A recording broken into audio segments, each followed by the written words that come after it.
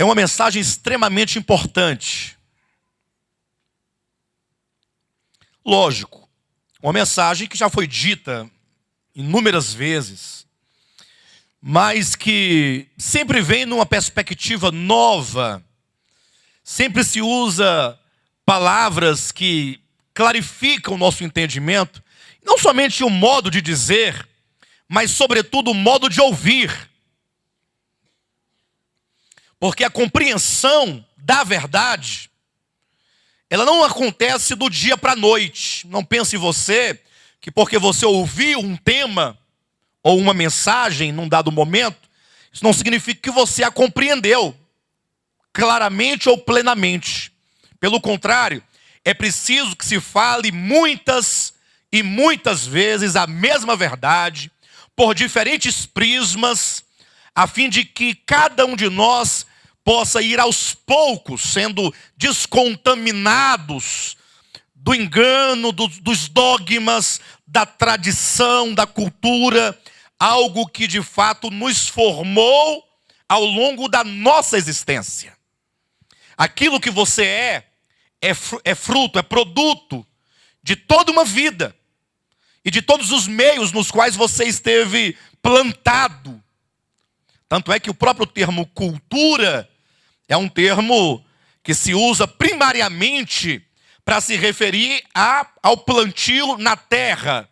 Aquilo que é plantado na terra, como a agricultura, por exemplo. Então é como que um povo é plantado numa terra. Entenda isso metaforicamente falando. As pessoas plantadas naquela terra, como as plantas num dado lugar, que agora vai receber do solo, vai receber, daquela terra, o que aquela terra é, aquelas plantas serão. Então a cultura de um povo é como um povo plantado no lugar, e agora cada pessoa ali plantada, ela absorve, ela recebe, e ela vai sendo formada a partir daquele lugar, das crenças, dos valores, das ideologias, da religião, dos dogmas, da tradição, dos costumes. E as pessoas agora são o que o seu povo e a sua terra é.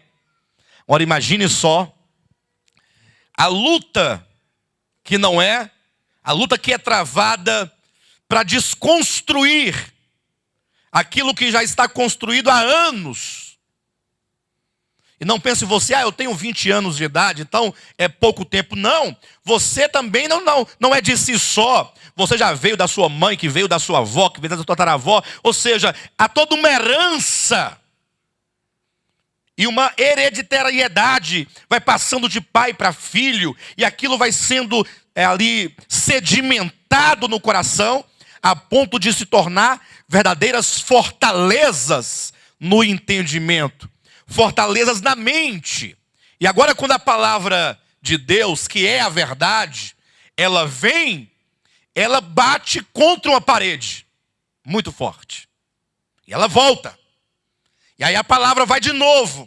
E aí ela volta. E cada vez que ela vai, ela consegue talvez penetrar um pouquinho de luz. Então, pouco a pouco, na medida em que a palavra vai sendo dita, ela vai vencendo. Isso é um processo lento. Isso acontece aos poucos. De maneira que é preciso que nós estejamos expostos à luz da palavra constantemente, para que por ela sejamos nós trabalhados, sejamos nós transformados, sejamos nós renovados. E assim é que o propósito de Deus, ele vai acontecendo, ele vai se cumprindo em nossas vidas. Amém, queridos? Então, se exponha agora à luz da palavra de Deus, deixa seu coração ser alcançado, deixa sua mente ser alcançada, e pense um pouco no que diremos agora pela manhã. Reflita, considere, coloque no seu coração. E basicamente, ainda que haja vários pontos que nós iremos tratar, basicamente queremos falar de 2 pontos, de 2 aspectos da verdade bíblica em relação à vida cristã, em relação a você, não exatamente do propósito eterno de Deus, mas naquilo que diz respeito à sua experiência com Deus, no que diz respeito à sua vida cristã, o seu andar, o seu viver, o seu colocar-se na obra de Deus, o seu estar na obra de Deus, o seu participar efetivamente daquilo que Deus quer realizar em cada um de nós individualmente. Ok, pessoal? Pastor, quais são esses dois pontos que o senhor gostaria de tratar dessa manhã? O primeiro é um ponto controverso, muito controverso, não na Escritura, porque a Escritura ela é muito clara, mas controverso historicamente falando no meio cristão, porque existem duas correntes teológicas muito fortes, né? E estão aí patentes aos olhos de quem você quiser. Em qual denominação evangélica você entrar, pelo menos na sua maioria esmagadora, ou você estará numa linha ou noutra. Elas são excludentes, elas são antagônicas e elas nunca poderão caminhar juntas, a não ser que deixem de ser o que são. É a questão do arminianismo e do calvinismo. Para que fique claro, para que todos entendam o que esses nomes significam, é uma linha que entende que a salvação de Deus, ela é pela graça de Deus e, portanto, ela é completamente gratuita. A salvação está segura. E essa linha calvinista, ela se apoia e lança suas raízes na Escritura Sagrada. E até esse ponto, eles estão completamente certos. Nós vamos falar um pouquinho disso. Não é o tema da manhã. Eu quero tratar de um outro aspecto. Entretanto, eles vão falhar exatamente num ponto. E esse ponto é um ponto crucial. Inclusive, há 15, há 16 anos que eu procuro alguém para me dar uma resposta. E eu não encontrava. E eu encontrei. Essa semana. Encontrei. Qual é a resposta? Eu queria saber dessa linha calvinista o seguinte: como eles explicam todos os textos que são apresentados pela outra linha, que é uma linha arminiana, uma linha equivocada. Entenda isso. Uma linha equivocada, uma linha que não compreendeu a soberania de Deus, uma linha que não compreendeu a salvação de Deus, que não compreendeu a obra de redenção na sua plenitude. Entretanto, é uma linha que se fortalece a partir de vários textos da Escritura, em que fala acerca da responsabilidade humana, de obras cristãs e de algumas me ajudem aí, vou encontrar uma palavra. Não é bem resultado. Quando alguém faz algo que tem e que traz algumas consequências. Muito obrigado. Então eu sempre procurava saber como que o calvinista iria explicar esses textos. E eu nunca encontrei uma explicação que fosse uma explicação numa definição. Porque sempre eles tentam explicar o texto, mas navegam tanto que você não consegue saber exatamente o que ele quer dizer. Aí eu vendo os vídeos lá em casa essa semana, encontrei uma pessoa que deu uma resposta. E aí me gerou uma preocupação profunda. A resposta do irmão. Falei, não, eu preciso ministrar isso. Eu tenho que ministrar isso à igreja, para que a igreja considere comigo essas coisas. Perfeito? Qual foi, então, o ponto? Alguém perguntou para um certo pregador. Pregador, se é verdade que Jesus pagou todos os nossos pecados, então qual é a necessidade de comparecermos todos nós no juízo final? Essa foi a pergunta. Boa pergunta. Ora, se está tudo pago, e está tudo garantido, e está tudo seguro, porque a salvação é divina e ela não pode ser perdida, então qual o sentido do juízo final? Aí o pregador começou explicando de maneira extraordinária. Eu falei assim, olha, tá certo, tá no caminho certo, glória a Deus. Ele falou assim, isso é muito simples de responder. João, capítulo 5, versículo 24. E aí eu falei, é esse texto mesmo, e começa por aí. dizendo o seguinte: o próprio Jesus disse, ora, quem crer naquele que me enviou e recebe as minhas palavras, essa pessoa que crer em Jesus Cristo, que crer no Pai, e crer no Pai não é crer em Deus, crer no Pai é crer em Jesus, porque quem crer em Jesus, crê naquele que o enviou, perfeito? Tem essa relação, porque muitos creem em Deus, mas qual é o Deus? É o Pai do nosso Senhor Jesus Cristo, que o enviou à terra para ser o nosso Salvador. Aquele que crer no Pai e crer no Filho e recebe a sua palavra, esse que crê no coração, não entra em juízo. É isso mesmo, está certo. Está corretíssimo. Palavras de Jesus. Não foi Calvino que disse, não foi Armínio quem falou, foi o próprio Jesus. Olha, quem crer em mim, como diz a Escritura, quem crer no Pai que me enviou, e quem crer em mim, que recebe as minhas palavras, não entra em juízo. Aí eu pergunto para a igreja, quantos aqui creem no Pai e no seu Filho Jesus Cristo? Aos que creram, ou que creem, Jesus nos fala, você não entra em juízo.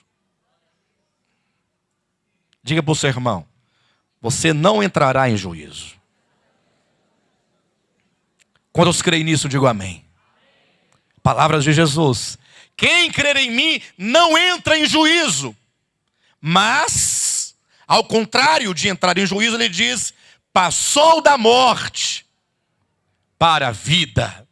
Irmãos, na morte nós já estávamos. Como é que eu estava na morte? Jesus me tirou da morte, ele me levou para a vida, para agora me julgar se ele vai me condenar na morte eterna? Qual o sentido disso? Eu estava na morte, você também estava na morte, ok? Estávamos nós mortos nos nossos delitos e pecados e condenados. Aí Jesus nos tirou da morte e nos levou para a vida. Ele nos deu vida, estando nós mortos em nossos delitos e pecados. Ora, se ele nos tirou da morte, ele nos tirou da morte para nos julgar se ele nos devolve a morte?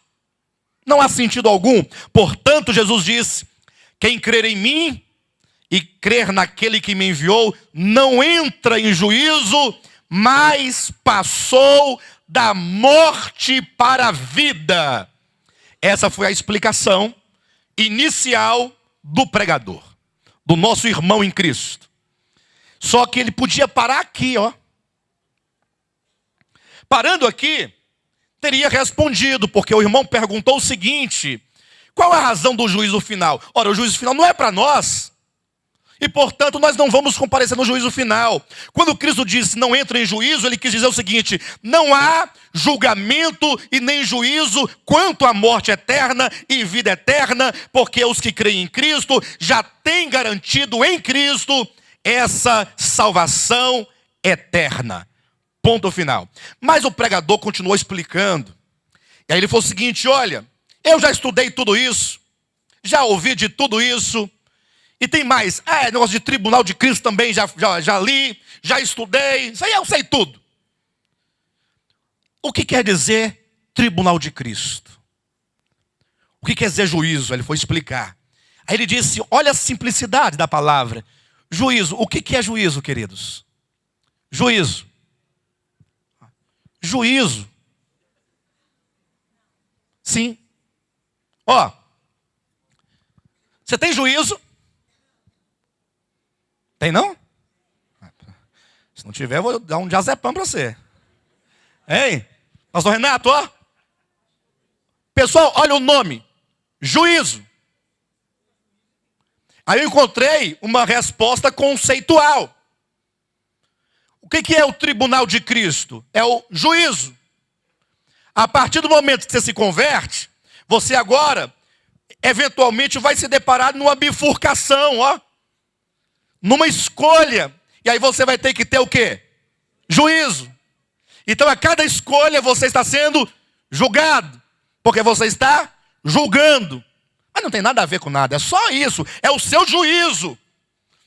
Na vida, nas decisões, nas escolhas. Aqui. Perfeito? Hã? Amém? Amém? Amém para isso? Juízo? Vamos ler na Escritura o texto de 2 aos Coríntios. Abra sua Bíblia, capítulo 5. Quando eu disse que eu encontrei a resposta, não é que eu encontrei a resposta. Eu encontrei alguém que consegue colocar na forma de conceito o significado de juízo. Ainda que seja um conceito equivocado, mas alguém pelo menos deu uma resposta, não ficou calado, né? Pelo menos, né? Ué. 2 Coríntios capítulo 5, versículo 10. Vamos ver o seguinte, vamos ler um pouquinho antes, para a gente poder... Versículo 6. Temos, portanto, sempre bom ânimo, sabendo que enquanto no corpo estamos ausentes do Senhor. Eu quero ler um pouquinho antes ainda, para que isso fique muito claro quando é esse tribunal aqui, ó. Quando é? Eu quero ler do versículo 1, pronto. 2 Coríntios capítulo 5, versículo 1. Sabemos que se nossa casa terrestre deste tabernáculo se desfizer, temos da parte de Deus um edifício, casa não feita por mãos, eterna nos céus. Olha a questão aqui. Que casa terrestre deste tabernáculo se refere o texto? Bem, me parece que é o corpo físico. Continuemos. E por isso, neste tabernáculo, a Escritura vai usar a palavra tabernáculo, literalmente tenda, para se referir ao corpo humano, habitação da alma e do espírito humano. Você, enquanto pessoa, é uma alma. O homem foi criado alma vivente. O homem foi feito alma vivente. Gênesis 2:7.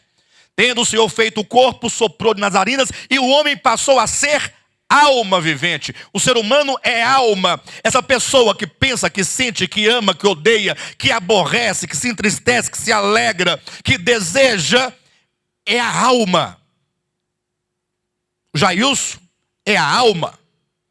Mas é dito que essa alma, chamada Jailson, tem um tabernáculo no qual o Jailson habita. Olha o versículo 2. E por isso, neste tabernáculo, neste corpo, observa que o texto, no caso do apóstolo Paulo, ele se refere ao corpo como uma segunda pessoa, uma terceira pessoa, na verdade. Nós, no tabernáculo, ó, nele. Não é isso mesmo, queridos? Nós vamos perceberem que a pessoa não é o corpo. O corpo pode se desintegrar, ele pode se corromper, ele pode se desfazer, mas a alma é a pessoa. Por isso ele vai dizer no versículo 2. E por isso, neste tabernáculo, gememos. Quem aqui está gemendo? Quem? Não, mas quem aqui agora está gemendo? Todo mundo está gemendo. Pastor, eu não estou gemendo, não. Gemer aqui significa nós estamos sofrendo, nós estamos padecendo. Quando o seu dente apodreceu, você lembra? E ele furou, seja porque você não escovou, ou porque você tomou muito antibiótico. Ah, foi antibiótico que eu tomei. Ah, para de besteira. Ah, escovar o dente que resolve. Ah, porque foi muito antibiótico, tá bom. Aí você foi lá, aí o dente, ou seja, está estragado, vai ter que tirar um raio-x. E vamos ver se vai dar para recuperar o dente. Se por dentro não está destruído. Quer ver, tem um buraquinho em cima, mas por dentro está todo... né? Aí ele tirou lá o raio-x, olha. Não, aqui vai dar para fazer uma obturação. Aí foi lá, obturou. Não, esse aqui vai ter que fazer um canal. Aí foi arrancando tudo. O que é isso, esse dente está assim desse jeito? O corpo. Você está gemendo nesse corpo. Quando você sobe uma escada ou abaixo para pegar um objeto, aí quando vai subir a coluna não sobe mais, está travada. É o corpo. Você está gemendo. Quando você fica com febre, fica com frio, com fome, e esse corpo vai se destruindo, ele vai se acabando, os cabelos vão caindo, as veias vão estourando da perna. Desse jeito, todos nós aqui, onde tiver um ser humano, Nós estamos gemendo no tabernáculo, porque esse tabernáculo, que é esse corpo, ele está em um estado contínuo de degradação, de corrupção, de destruição. E o fim dele, se Jesus não voltar logo, pelo menos o fim imediato, é a sepultura, para onde todos antes de nós já foram. E se Jesus não voltar, nós também vamos. E vai todo mundo. Aqui vai todo mundo. Vai ficar um aqui dentro.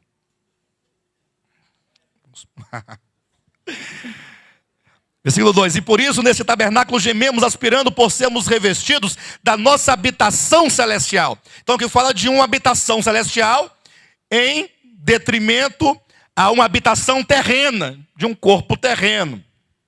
Versículo 3. Se todavia formos encontrados vestidos e não nus. Opa, agora chama o corpo físico de veste. Olha. Porque a alma, ela pode estar vestida ou nua. Os que já morreram estão nus, despidos do corpo, da veste do corpo. Os que ainda não morreram estão vestidos com o corpo. Eu, Alexandre, enquanto alma vivente, estou vestido com esse corpo. Perfeito, queridos? Amém? Continuemos. Pois na verdade, versículo 4. Os que estamos neste tabernáculo, gememos angustiados, não porque queremos ser despidos, ou seja, não é que nós queremos morrer, mas revestidos. O problema é que essa casa, que é esse corpo, está ruim.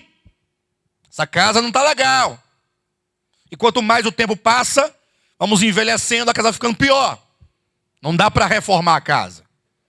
Você coloca um botox, estica, puxa, tira daqui, coloca aqui, tira daqui, coloca aqui atrás e vai, tal. Mas está lá Ana Maria Braga daquele jeito lá. Ela não consegue mais ficar séria, agora está rindo direta. Tem muito tempo que ela só anda sorrindo. Que vai puxando, né? Não tem jeito. Faça o que você quiser fazer. Não adianta. Vai gente novo, vai gente velho. A velhice vai, enfim. Versículo 4. Pois na verdade os que estamos neste tabernáculo gememos angustiados, não porque queremos ser despidos, mas revestidos, para que o mortal seja absorvido pela vida. Ora, foi o próprio Deus quem nos preparou para isto, outorgando-nos o penhor do Espírito. Ou seja, quem recebeu no seu Espírito o Espírito de Deus enquanto penhor e enquanto garantia, então você tem essa esperança e essa certeza que Deus nos preparou para termos um corpo superior, um corpo espiritual, um corpo incorruptível, um corpo totalmente transformado, conforme 1 Coríntios capítulo 15, porque você tem o penhor do Espírito. Quantos vão ser transformados ou ressuscitarão para a glória eterna de Deus? Todos os que têm o penhor do Espírito. Quem não tem o penhor do Espírito, pode até ser que morra e ressuscite, mas ressuscitará na mesma condição de corrupção do momento em que foi ali plantado. Mas aqueles que receberam, não pense que você vai entrar na glória, no sentido de que você vai entrar nela. Não, pode até ser que seja, que haja alguma coisa nesse sentido. Mas o entrar na glória é sobretudo a glória que está dentro de você, enquanto o Espírito garantido ou garantidor, ele é a garantia de que logo ele vai tomar todo o seu corpo. Quando esse mortal, que é o nosso corpo, for absorvido de vida, de glória e de poder. Versículo 6. Temos, portanto, veja que ele não diz tenhamos, portanto. Não é uma advertência, não é uma exortação. Ele está dizendo assim, é por causa dessa certeza é que nós temos ânimo. Qual era o motivo, a razão do ânimo dos apóstolos? Qual é a garantia do seu, a razão do seu ânimo? Tem gente que está desanimado. Vou parar de desistir de tudo. Está tudo ruim. Não. Se você entende essa verdade, então você tem uma razão grande, superior, para que você tenha ânimo. Temos assim, portanto, sempre bom ânimo, sabendo que enquanto no corpo, ele saiu da metáfora do tabernáculo e da metáfora da veste, para agora falar explicitamente, enquanto no corpo. Opa, tabernáculo, veste, corpo. Então o texto já me diz que esse tabernáculo, essa veste é o corpo. Enquanto no corpo estamos ausentes do Senhor. Entenda esse ausente, querido. Em que aspecto, em que sentido? É que esse corpo físico é aquilo que nos separa do espiritual. Você tem espírito humano, você tem alma humana. O Espírito de Deus habita dentro de você. O Deus triuno habita dentro de você. Mas ainda sendo um fato de que Ele habita dentro de você, mas estamos ausentes enquanto no corpo. Que ausência é essa? É que esse corpo nos limita, nos escraviza aqui, neste mundo físico, porque os seus 5 sentidos contatam tão somente o mundo físico. Quanto ao espírito humano, nós temos uma ação e reação de fé, porque os sentidos humanos não podem tocá-lo. Versículo 7. Visto que andamos por fé, e não pelo quê? Então está aqui a resposta. Versículo 8. Entretanto, estamos em plena confiança, preferindo deixar o corpo e habitar com o Senhor. Opa, preferindo deixar o corpo. Mais uma vez, Então os irmãos estão claros de que esse contexto todo está falando de corpo e alma. Corpo e alma ou não? Corpo e alma. Aí ele diz então no versículo 9. É por isso que nos esforçamos. E aqui está uma palavra que o calvinismo não consegue engolir. Porque nós não estamos duvidando da verdade absoluta de que quem recebe a Cristo e crer em Cristo não entra em juízo, mas passou da morte para a vida. Essa é uma das verdades mais verdadeiras. Está corretíssimo. Não estamos colocando em dúvida, nem colocando em xeque a soberania do Eterno, a vontade do Eterno, o projeto do Eterno, a economia, nada disso. Está tudo certo. Entretanto, existe algo que você precisa enxergar, que você tem que ver. E é por isso que eu disse que as duas linhas não caminharão juntas. Haja vista que o arminianismo, ao contrário do calvinismo, ainda que confesse que a salvação é em Cristo, mas eles nunca irão aceitar que o homem seja salvo sem que o homem participe efetivamente nessa obra de redenção. No sentido de que o homem tem que dar alguma coisa, nem que seja a sua própria fé, enquanto obra. Entendem isso? O arminianismo vai entender a fé como sendo uma obra, como sendo uma decisão da vontade humana, o que contraria a Escritura, quando afirma que a fé vem de Deus, ela é um dom de Deus. É dito que a fé vem pelo ouvir. Ora, se ela vem pelo ouvir a palavra, então ela não está aqui à minha disposição para eu usá-la quando eu quiser. Até porque fé não é opção. Se você tem fé, você crê. Se você não crê, você não tem fé. Não, eu tenho fé no sentido de eu creio, mas eu não quero ficar crendo, eu quero deixar o meu crer de lado. Então, você está doido? Você tem problema de cabeça. Porque se você tem fé, você crê. Se não tem fé, você não crê. Mas o arminianismo diz, não, você pode crer a hora que você quiser crer. Por isso que eles fazem aqueles apelos, quem quer aceitar a Jesus. Aí o indivíduo desinformado, né? Fala, não, hoje não vou querer não. Não dá. Eu vou fazer umas coisas na minha vida. Depois que eu tiver velhinho, aí eu vou querê-lo. Por enquanto não querê-lo-ei. Vejam, queridos. Os irmãos entendem? Então as duas linhas não caminharão juntas enquanto não deixarem de ser o que são. Porque a linha calvinista, ainda que correta nos seus pressupostos, ela é incompleta porque não dá conta do restante da Escritura. Agora o arminianismo, ele não somente não dá conta da Escritura, como ele é equivocado naquilo que ele apresenta. Ele traz muitos textos, e esse é um dos textos, mas não é um texto que se aplica no âmbito da salvação. E por que não pode se aplicar esse texto que vamos ler agora no âmbito da salvação? Ora, porque esse texto vai falar que os salvos que aguardam estar com Cristo, eles serão julgados. E Jesus disse que aquele que crê nele não entra em juízo. Ora, não entra em juízo. E aí que diz no versículo 9: é por isso que também nós nos esforçamos. A palavra esforço. Diga comigo, esforço. Diga esforço. Até para falar esforço, nós temos que nos esforçar. Não é? Esforço. Cansei. Esforço. É uma palavra que ela não cabe na doutrina calvinista. Ela não cabe. Então ela vai ser expelida daqui desse. Aí é a palavra que vai ser tomada pelo arminianismo. Você está vendo? Ou você se esforça ou você vai. Está vendo? Aí fica essa briga. Veja o versículo 9. É por isso que também nos esforçamos, quer presentes, quer ausentes, para lhe sermos agradáveis. Por quê? Por que os apóstolos, esse nós aqui são os apóstolos, e esse lhes aqui são os irmãos das comunidades. É por isso que nos esforçamos para lhe sermos agradáveis. Desculpe-me, queridos, esse li aqui é o próprio Senhor, né? Para sermos agradáveis ao Senhor. Desculpe-me. Versículo 8 diz: entretanto estamos em plena confiança, preferindo deixar o corpo e habitar com quem? Habitar com quem? Diga, com o Senhor.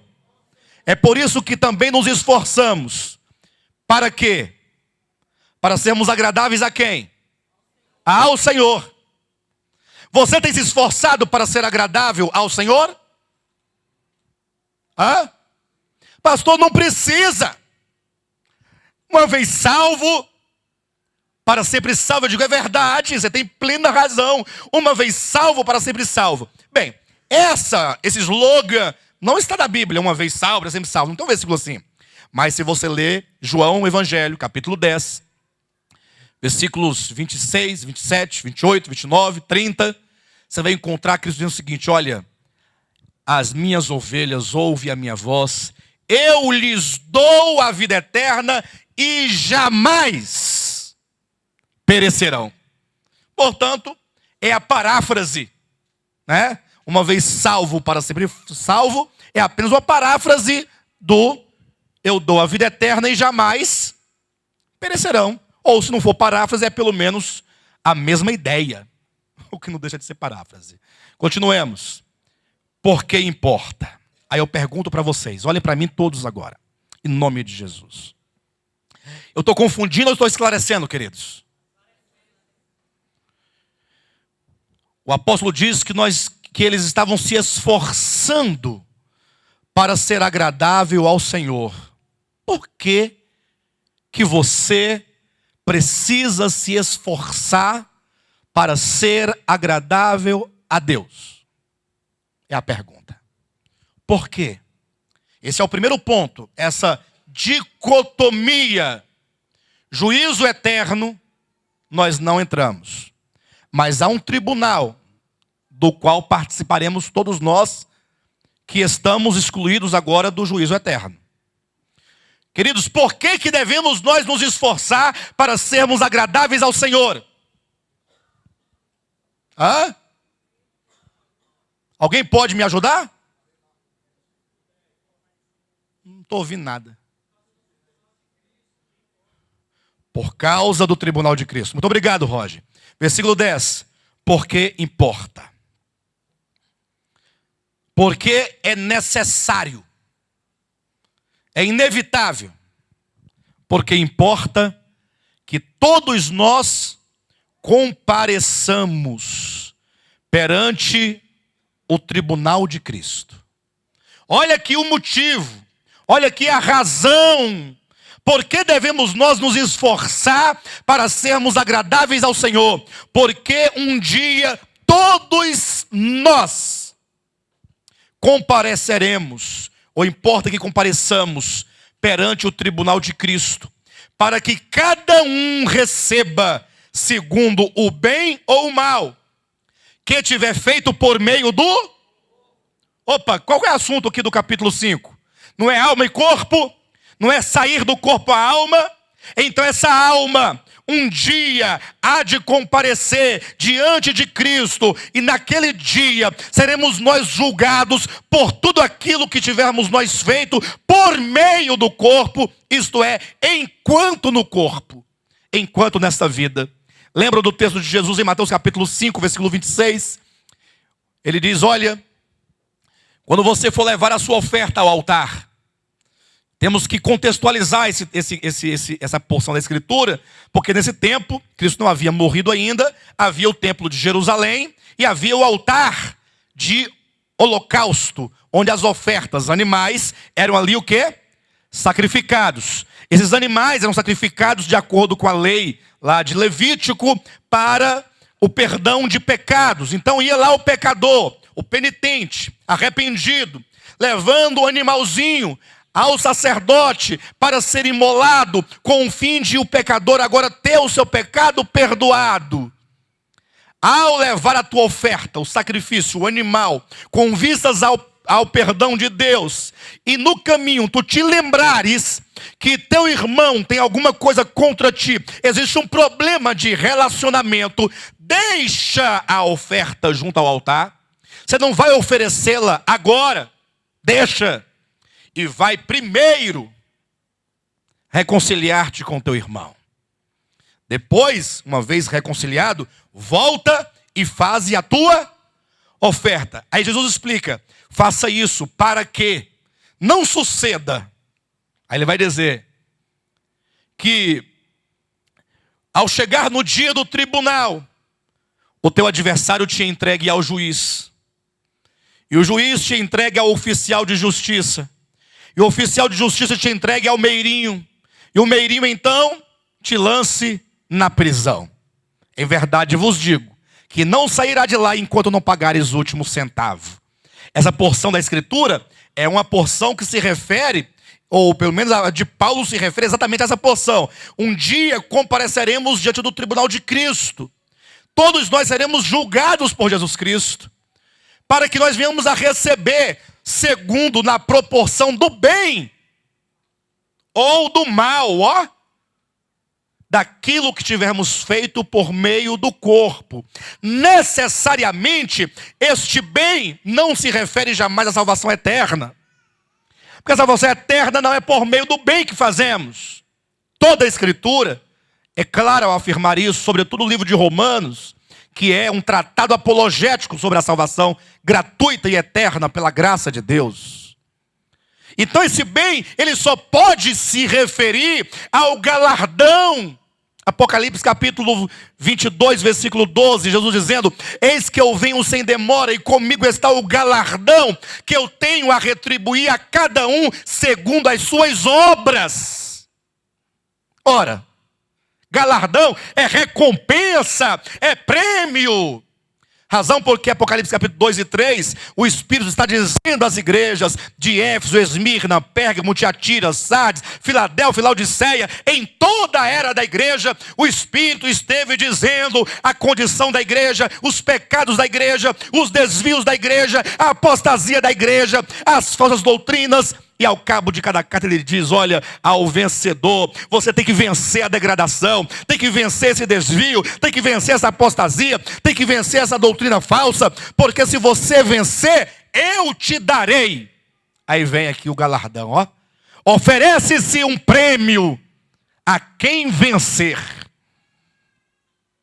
Por isso que eu disse, que lá em Mateus capítulo 5, quando Cristo diz lá, ele fala assim, olha, vai ter com o teu adversário. Aí ele vai colocar uma expressão assim, ó, enquanto estás com ele a caminho. Enquanto estás com ele a caminho. Por que enquanto estás com ele a caminho? Enquanto estás com ele a caminho, é o mesmo que falar por meio do corpo. Enquanto você está nessa caminhada, nesta vida, nesta existência, não morra, não permita que você venha, chegue o dia da sua morte, sem que você tenha resolvido e tratado os teus problemas de alma. Essa é a ideia. Bem, estou chegando aqui ao final do primeiro ponto, que é diferenciar isso. Diferenciar. Precisamos nós nos esforçar para sermos agradáveis ao Senhor. Uma vez que nós vamos comparecer, é necessário que compareçamos diante do tribunal de Cristo, em que cada um, ao ser julgado, vai receber segundo o bem ou o mal que tiver feito por meio do corpo, enquanto nesse corpo, enquanto nessa existência.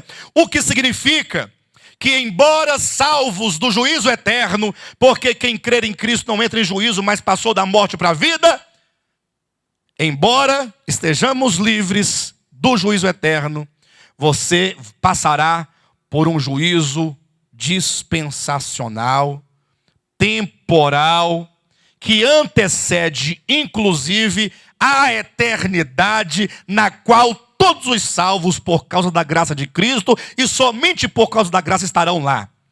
Saiba, entre a segunda vinda de Cristo e a eternidade, há uma dispensação chamada reino milenar.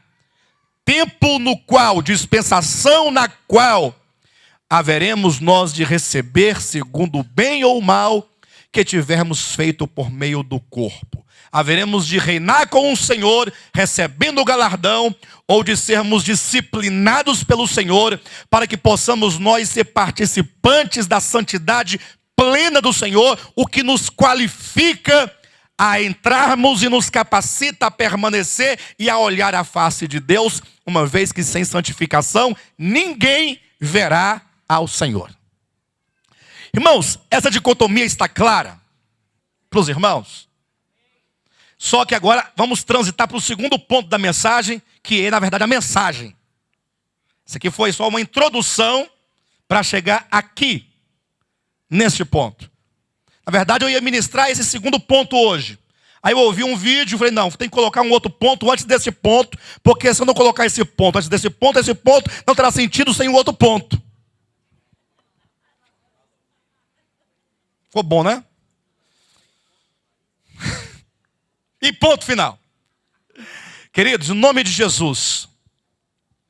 Bem, superada a dificuldade de se compreender a diferença entre salvação eterna, gratuita pela graça, conforme muito bem fundamentou os calvinistas, parabéns, nós recebemos desses irmãos muito abençoados, glória a Deus. É verdade que a salvação não se perde, é verdade que quem crer em Cristo não entra em juízo, não entra porque passou da morte para a vida, está tudo certo, glória a Deus. Mas superada essa fase elementar, inclusive, entremos numa outra não tão elementar assim, um pouco mais complexa, em que nós vamos tratar de um segundo problema. O primeiro problema qual que era? É confundir salvação e galardão, perdição eterna com disciplina. Está superado, não está? Superado isso aí. Bem, chegando agora no segundo ponto, precisamos nos esforçar. Irmãos, agora precisamos nos esforçar. Aí começa um esforço esquisito, carnal, perverso, maligno, pecaminoso, que ofende a Deus e fede nas narinas de Deus. Fede. Porque agora, muitos, ao olharem para esse esforço, essa necessidade de ser agradável a Deus, não discerniu qual é a boa, perfeita e agradável vontade de Deus. Aqui está o problema. Irmãos, eu quero que vocês me escutem em nome de Jesus. Abra os seus ouvidos, porque deve ter muita gente aqui ofendida, entristecida pelos últimos acontecimentos, pelo menos de um ano e pouco para cá, desde que nós quebramos o ídolo dessas obras perversas. Eu quero que você abra o seu coração. Igreja evangélica no Brasil é produto de um puritanismo barato e sem futuro, que foi importado da América para cá. Eu não sei se vocês sabem da história, mas com o fim de querer ser agradável a Deus, os homens cristãos evangélicos, sobretudo arminianos, eles foram criando os métodos para se agradar a Deus. Aí você imagine que há 30 anos, ou há 40 anos, nenhum homem crente aqui no Brasil podia usar calça jeans. Nenhum homem crente. Homem, não é mulher. Pastor, mas nunca ouvi falar disso. Só podia usar calça social. Aí tinha 2 tipos de calças na igreja social. Tinha a de tergal e a de linho. Aí eu sabia quem era pobre e quem era rico. Irmão. A calça de linho, aquela calça, estava aquele brilho, de tanto passar ferro nela. E a de tergal era aquela calça mesmo, o sapato Vulcabras. Vocês lembram do Vulcabras? Bico quadrado. Porque era pecado usar calça jeans. Pregar então igual eu estou aqui? Pode parar. Tem que ser paletó, gravata. Pode fazer o calor que for. O homem de Deus não pode pregar sem paletó e gravata. De barba piorou, né? Esse já foi para o inferno há muito tempo. Eu estou dando alguns exemplos para os irmãos entenderem que igreja evangélica no Brasil, ela não é fundada na Escritura. Eles não entendem que esse esforço é outro esforço. E eu quero mostrar que esforço é esse na Escritura para os irmãos entenderem qual é a perfeita, agradável e boa vontade de Deus. Para que você não gaste o seu precioso tempo e tão curto tempo com coisas para Deus e Deus com raiva de você, nervoso com você, porque você não entende. Entende com raiva que assim, ele não admite, não aceita suas obras.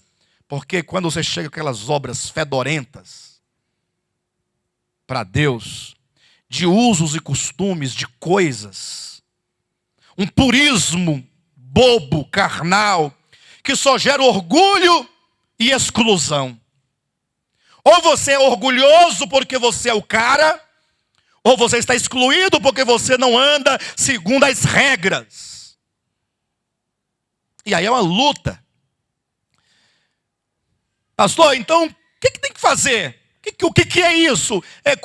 Que esforço é esse? Ou que ser agradável é esse? O que significa? O que Deus quer de nós? Aí eu quero convidar os irmãos a abrir a Escritura no Evangelho de Mateus, capítulo 24, e olhar comigo as palavras do Cristo, do nosso Senhor Jesus Cristo. Versículo 38. Ou 37, pois assim como foi nos dias de Noé, eu peço a atenção de todos. Não que alguém esteja conversando, eu estou chamando a atenção, você tem que me ouvir agora. Você precisa me ouvir, em nome de Jesus. Se você entender o que nós vamos falar aqui agora, você terá andado muitos anos na vida cristã. Pois assim como foi nos dias de Noé, também será a vinda do Filho do Homem. Porquanto assim como nos dias anteriores ao dilúvio, comiam e bebiam, casavam e davam-se em casamento, até ao dia em que Noé entrou na arca, e não o perceberam, senão quando veio o dilúvio e os levou a todos. Assim será também a vinda do Filho do Homem. Pronto. Até aqui ele está advertindo com respeito a um certo juízo. Ele compara com o dia da vinda de Cristo. E ele começa uma explicação necessária, versículo 40. Então, 2 estarão no campo, um será tomado e deixado o outro. 2 estarão trabalhando no moinho, uma será tomada e deixada a outra. Portanto, vigiai, porque não sabeis em que dia vem o vosso Senhor. Olha o que ele está dizendo. 2 estarão no campo. Um será tomado e deixado. Então, um vai e o outro fica. Está correto isso? Um será tomado, deixado, o outro. Por muito tempo eu tenho insistido nessa explicação. Eu ouvi dizer que o que fica é o incrédulo, o que vai é o crente. Como uma mulher muito santa, casada com um pé de cana. Perfeito? Aí ele não quer Jesus, porque ele nunca quis, a mulher pregou, o pastor já foi lá e tudo, mas ele não quer Jesus, ela quer. Aí um é tomado ela e o outro é deixado. Perfeito? Eu ouvi isso por muito tempo. Mas eu não consigo compreender essa explicação deste modo, porque o texto diz, portanto vigiai. Então aqui nós temos uma advertência. Por que nós temos que vigiar? Ora, para que você não seja aquele que fica. Essa advertência não pode ser para o incrédulo.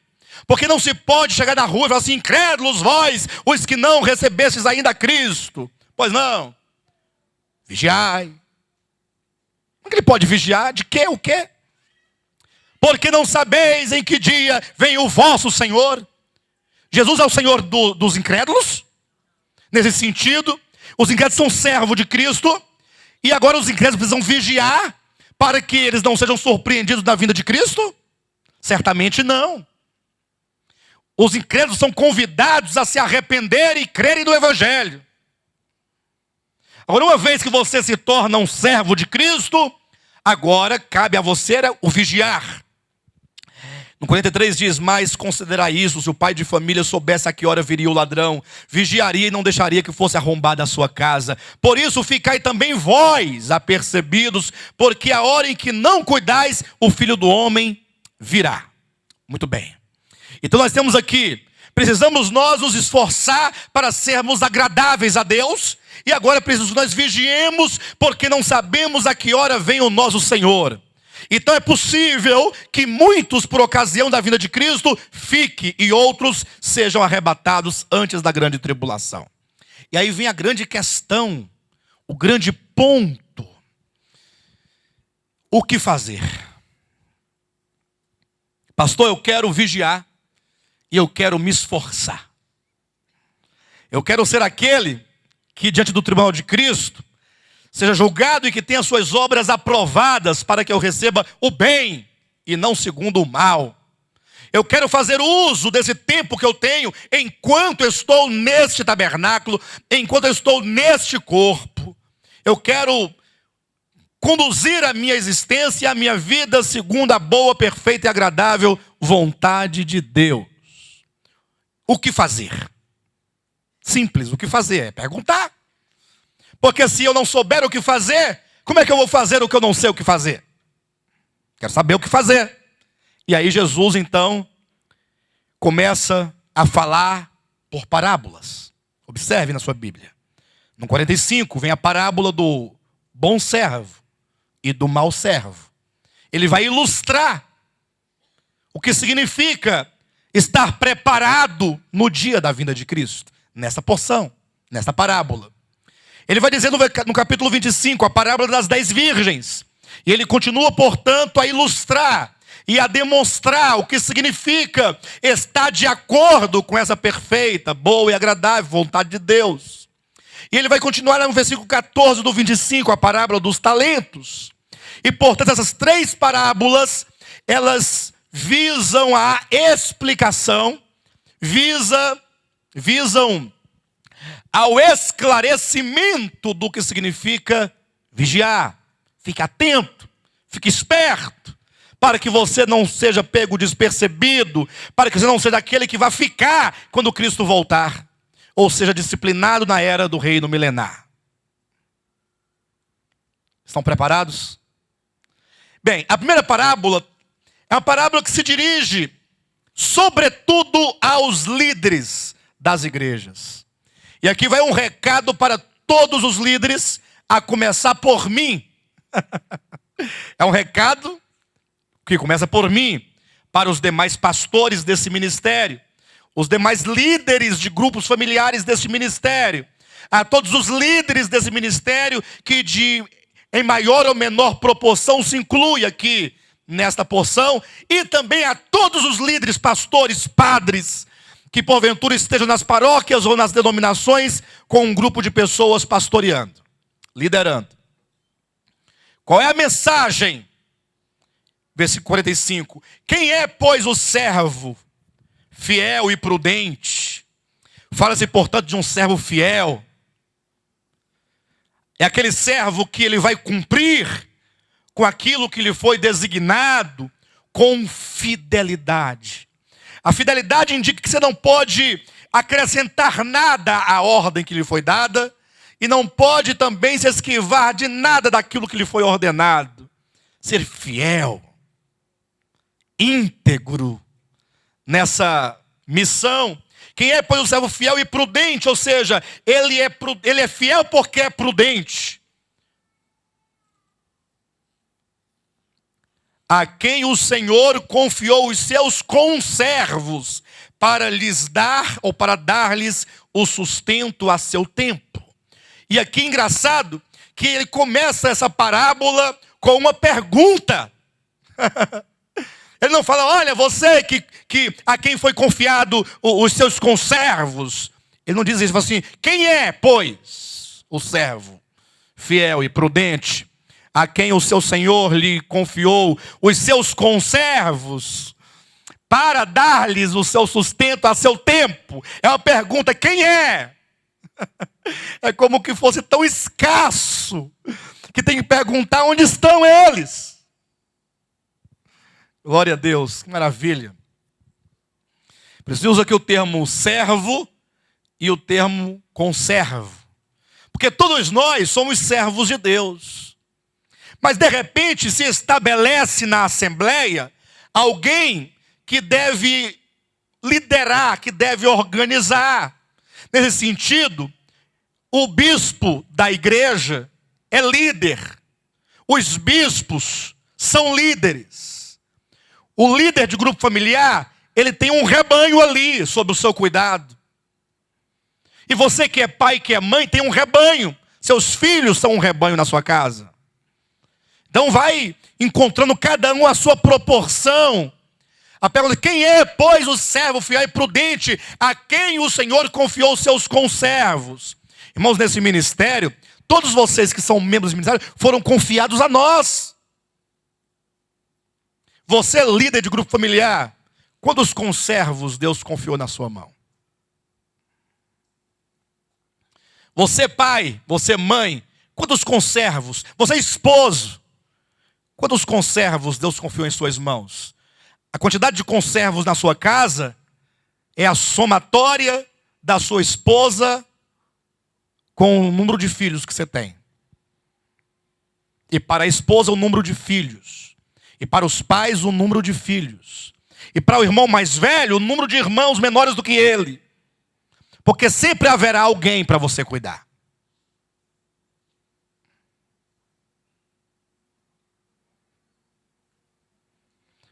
Estamos falando de responsabilidade. Você deve ter responsabilidade porque Deus confiou algo nas suas mãos. Imagine, queridos, o que será de mim naquele grande dia se eu não tiver cumprido para com vocês a incumbência que Deus me deu. Imagine que situação, não basta eu dar conta da minha vida, vou ter que dar conta da vida de todos vocês, porque eu os fiz desviar da verdade. Tudo bem que vocês vão errar e vão receber o dano por isso, mas todos vocês dirão, Deus, Jesus Cristo, eu errei. Vou pagar, estou disposto a pagar. Então, faz o que você quiser comigo. Mas eu procurei ser fiel naquilo que aprendi daquele a quem tu colocaste para pastorear o rebanho. Quantas pessoas naquele dia, diante de Jesus Cristo, falaram, Senhor, tu és o Senhor, tu és Deus, tu faz o que você quiser. Eu sei que perder essa eu não perco não, mas se quiser também me mandar, você é o Senhor. Isso não vai acontecer, mas tu és o Senhor. Agora eu quero que o Senhor fique bem claro. Foi meu pastor. Eu só tentei, tudo bem, eu fui negligente, porque eu não verifiquei, não li, não consultei, preferi acreditar nele. Mas foi de boa fé, foi de bom coração. Eu acreditava daquele modo, eu confiava no pastor. Imagina a quantidade de pastores daquele dia, de líderes, Quantos e quantos não estarão lá naquele dia porque deram bolotas de porcos para o povo comer? Deram estrume para o povo comer. Como um deles bem declarou explicitamente que assim ele fazia. Olha o texto sagrado. Quem é, pois, o servo fiel e prudente, a quem o Senhor confiou os seus conservos? Com os servos que foram confiados a alguns servos. Em nome de Jesus. Em nome de Jesus. Escute essa palavra. Eu sei que tem muita gente ruim no meio cristão. Muitos lobos, verdadeiras pessoas, ímpios, vestidos de paletó e gravata nas igrejas. Isso aí deixa para lá. No dia da vinda de Cristo, os anjos vão separar o joio do trigo. O joio são os filhos do diabo. Tá bom? Não vamos mexer com esse povo. Larga para lá. Agora você que é servo de Deus, líder, pastor, bispo, apóstolo, não sei qual o nome que se queira dar. Vamos discutir essas questões. Mas se você é homem de Deus, servo de Deus, atente, ó. Atente. Porque Deus confiou nas mãos de alguns servos muitos conservos. E para quê? Com qual objetivo? Para dar-lhes, para dar a eles, para dar aos conservos o sustento.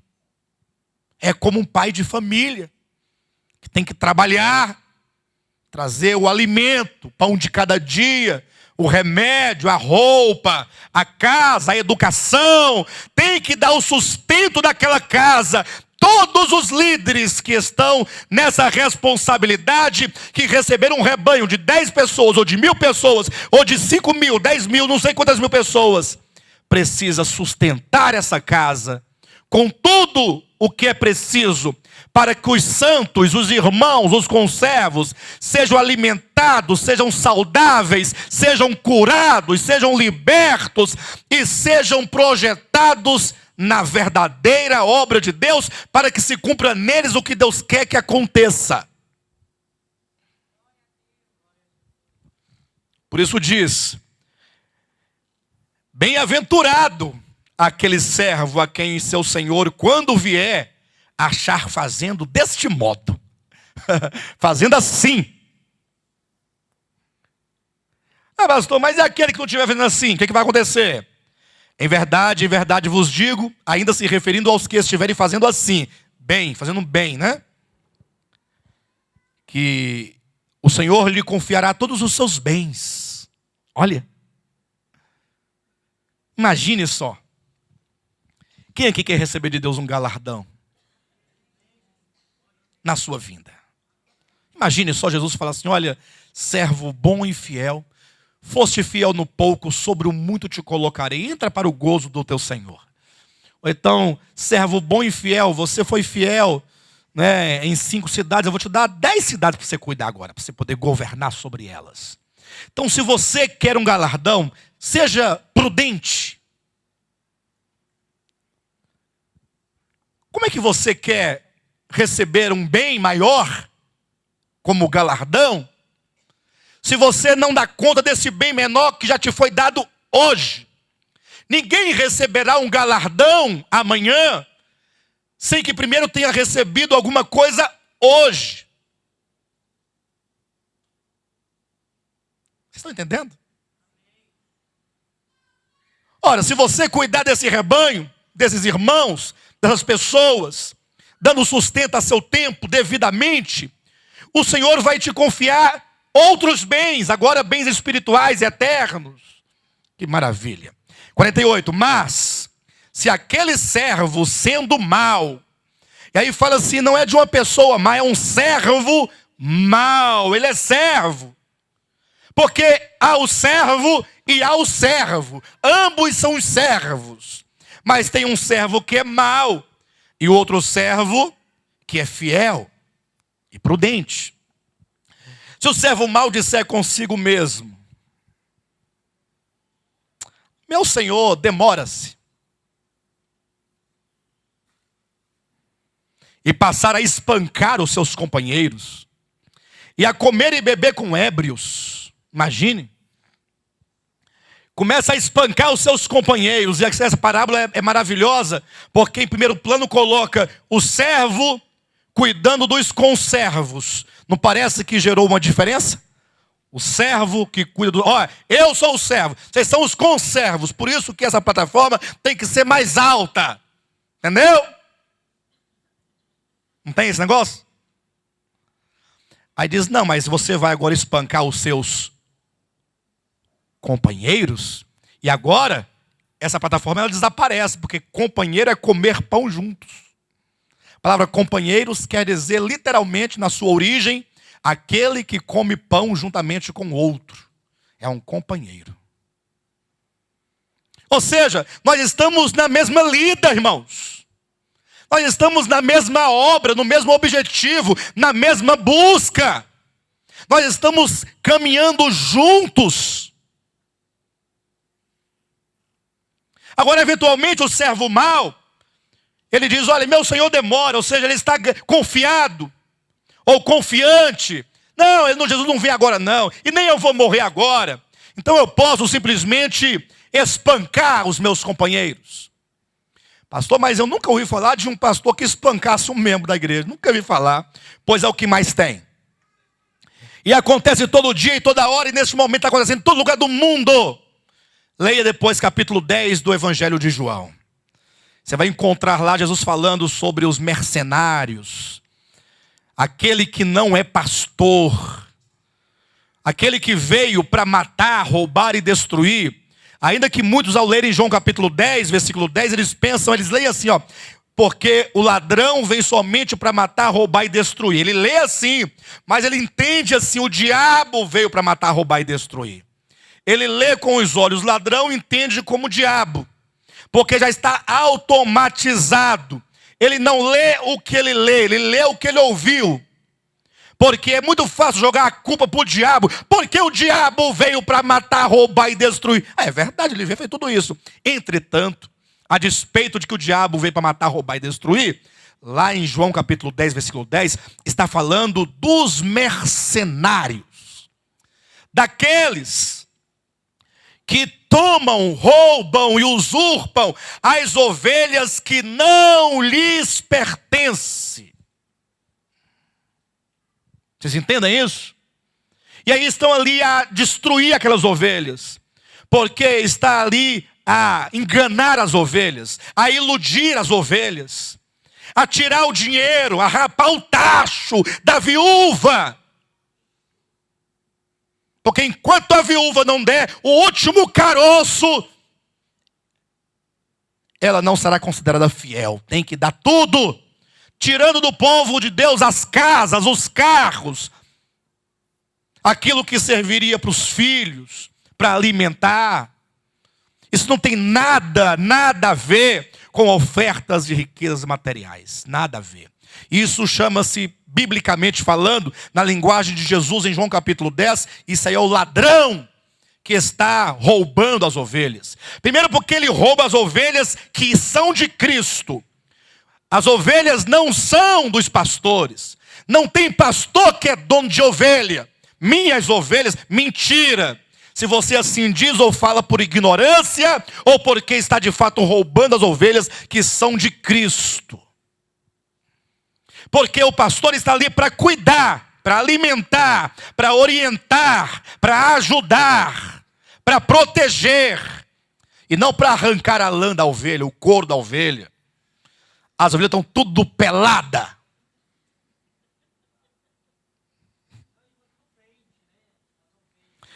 Não, esse ano é o ano de vender as ovelhas para o curral eleitoral. Esse ano. O que vai ter de bode e de lobo vendendo os votos dos crentes não é brincadeira não. Ladrão. Vou processar Jesus Cristo. Vai lá, vai, Jesus falou isso contra mim. Processa ele lá. Roubando as ovelhas de Jesus Cristo. Matando. Destruindo. O povo está morrendo. A alma do povo de Deus está seca, está minguando, porque não tem alimento. Enfim, versículo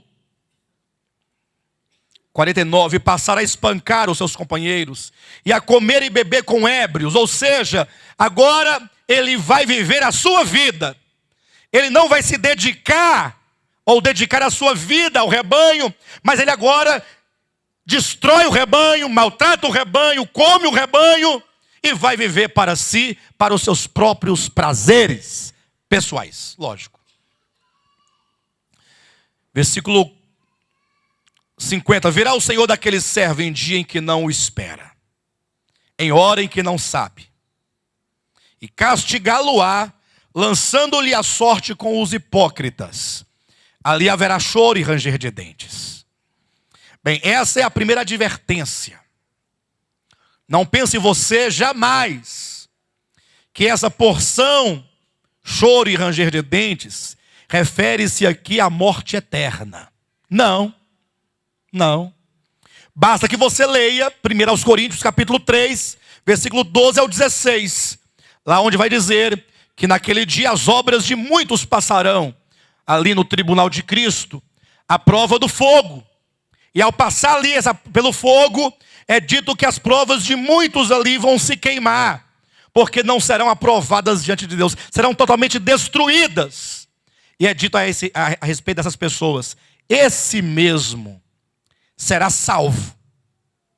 Todavia, como que através do fogo ele sofrerá dano. Enfim. Segundo ponto, segunda advertência, a parábola das 10 virgens. E eu já quero adiantar que o nosso tempo não vai dar. Amém? Não vai dar. Mas eu vou seguir até onde eu puder ir. Depois Deus proverá o restante. As 10 virgens, aqui está um ponto extraordinário. Uma parábola muito pouco entendida, muito mal interpretada. Na verdade, a maioria dos cristãos não entendem, não sabem nada do que diz essa parábola. Até porque eles leem que as parábolas, que as 5 virgens prudentes são salvas e as nésias são perdidas. Ó. Mas como pode? Olha o texto. Fala-se aqui de 10 virgens. E, portanto, as 5 loucas e as 5 prudentes, ambos os grupos são virgens. As loucas são virgens, as prudentes são virgens. Não há diferença. Até porque virgem na Escritura tem um sentido de separação e privação e de posse. Ou pelo menos, como se diz, aqueles a quem o Senhor compra com seu precioso sangue, eles pertencem ao Senhor, e enquanto pertencentes a Ele, são noiva que aguarda pelo esposo, para que na vinda de Cristo, Ele, o noivo, venha desposar a noiva, que será agora esposa. Portanto, a igreja é virgem pura, conforme 2 Coríntios capítulo 11, versículo 3. Virgem significa simplesmente alguém que morreu com Cristo, portanto sua velha vida está passada, nasceu com Cristo, é nova criatura, e agora ele está santificado e separado, e pertence ao noivo que virá um dia para desposá-lo. Virgem. Portanto, as 10 virgens são 10 crentes verdadeiramente em Cristo Jesus. São 10 salvos. Até porque essas 10 virgens, elas saíram ao encontro do noivo. Ou seja, elas aguardam pelo noivo. As 10 aguardam pelo noivo. Agora é lógico que aqui vai se tratar de um aspecto individual. Porque quando se fala do aspecto coletivo, nós todos juntos com todos os santos, em todos os tempos, somos a noiva.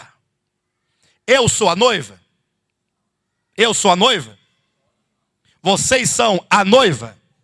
A noiva, ela é corporativa. Ela inclui a todos os santos, desde os primeiros até os últimos, em todo tempo e em todo lugar. Agora, quando quer tratar do aspecto individual, Alexandre, o fulano, o beltrano, o ciclano, porque aí entra a responsabilidade pessoal, aí nós somos os convidados, nós somos as virgens que vão formar um cortejo naquele dia do casamento. Nesse aspecto, pode ser que você fique fora das bodas, fora da festa. Nesse sentido. As 10 são virgens, as 10 aguardavam pela segunda vinda de Cristo, haja vista que as 10 saíram a encontrar-se com o noivo. As 10 trazem em suas mãos lâmpadas. As 10 são virgens, as 10 esperam, as 10 aguardam pelo noivo, as 10 possuem lâmpadas. E o mais extraordinário, as 10 têm suas lâmpadas acesas. Não tem nenhuma lâmpada apagada. Está aqui, ó, capítulo 25, versículo 8. E as nécias disseram às prudentes: dai-nos do vosso azeite, porque as nossas lâmpadas elas estavam apagadas? Elas ou seja, elas estavam, até então, todas, 10 virgens, as 10 esperavam, as 10 saíram ao encontro, as 10 tinham lâmpadas, e as lâmpadas das 10 estavam acesas. Vamos entender isso, queridos? Que maravilha!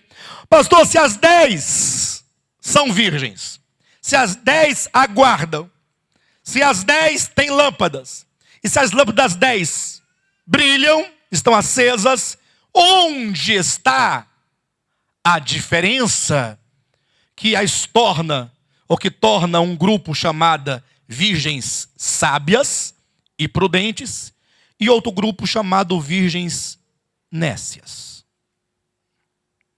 Bem, na próxima mensagem, nós vamos falar.